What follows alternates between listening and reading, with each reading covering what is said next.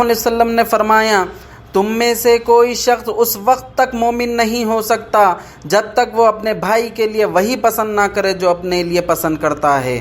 یہ حدیث ایک آئینہ ہے جس میں ہم اپنا چہرہ دیکھیں تو ہمیں اپنے ایمان کی کیفیت کا اندازہ ہو۔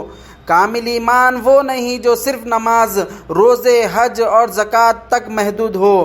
کامل ایمان وہ ہے جس میں دل میں اخلاص ہو، عمل میں سچائی ہو، زبان میں نرمی ہو اور دل میں دوسروں کے لیے محبت ہو۔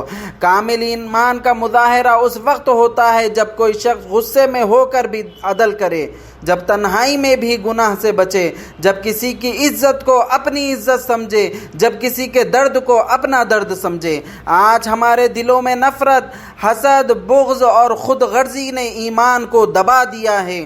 ہمیں خوشی دوسروں کے نقصان میں محسوس ہوتی ہے اور دکھ اس کی کامیابی میں۔ لہذا یاد رکھو، جو دل اپنے رب سے جڑ جاتا ہے وہ دل مخلوق کے لیے بھی نرم ہو جاتا ہے۔ کامل ایمان والا بندہ وہ ہوتا ہے جو ہر حال میں اللہ پر توکل کرتا ہے، لوگوں سے بھلائی کرتا ہے اور اپنی ذات میں نرمی، سچائی اور خیر کا پیکر ہوتا ہے۔ آؤ اپنے دلوں کو ٹٹولے، اپنی نیتوں کو درست کرے اور کامل ایمان کی راہ پر چلنے کی سچی کوشش کرے۔ یہی ہمارے لیے نجات کا راستہ ہے۔